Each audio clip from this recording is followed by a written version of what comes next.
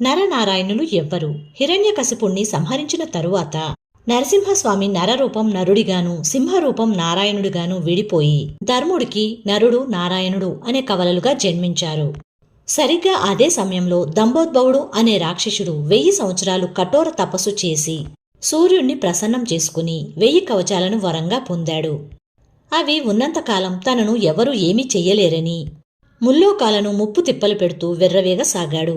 దాంతో నరనారాయణులు బద్రీనాథ్లో 5 సంవత్సరాలు కఠోర తపస్సు చేసి దంభోద్భవుడి 999 కవచాలను నాశనం చేశారు.